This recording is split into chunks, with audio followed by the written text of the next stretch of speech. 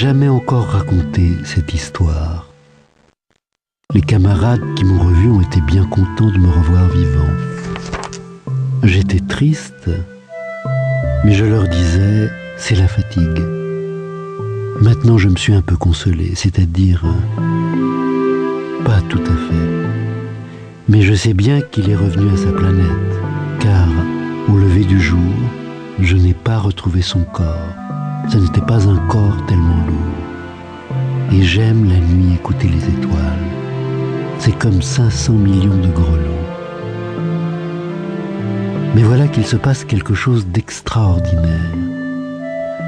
La muselière que j'ai dessinée pour le Petit Prince, j'ai oublié d'y ajouter la courroie de cuir.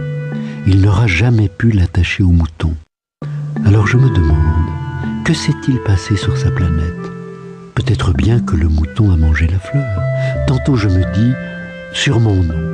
Le Petit Prince enferme sa fleur toutes les nuits sous son globe de verre et il surveille bien son mouton. Alors je suis heureux et toutes les étoiles rient doucement.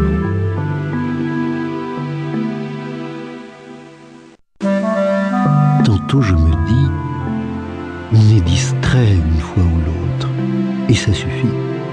Il a oublié un soir le globe de verre ou bien le mouton est sorti sans bruit pendant la nuit. Alors les grelots se changent tous en larmes. C'est là un bien grand mystère.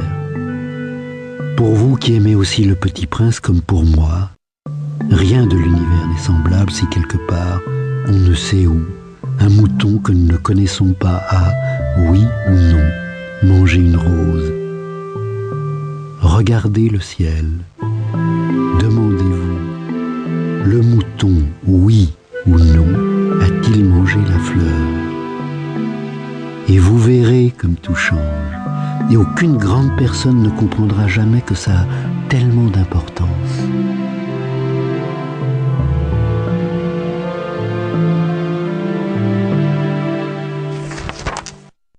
Ça, c'est pour moi le plus beau et le plus triste paysage du monde.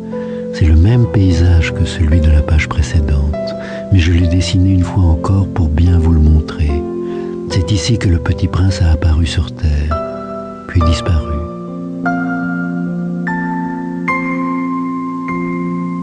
Regardez attentivement ce paysage afin d'être sûr de le reconnaître si vous voyagez un jour en Afrique, dans le désert.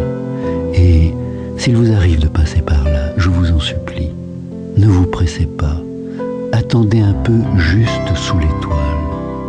Si alors un enfant vient à vous, s'il rit, s'il a des cheveux d'or, s'il ne répond pas quand on l'interroge, vous devinerez bien qui il est. Alors soyez gentil, ne me laissez pas tellement triste. Écrivez-moi vite qu'il est revenu.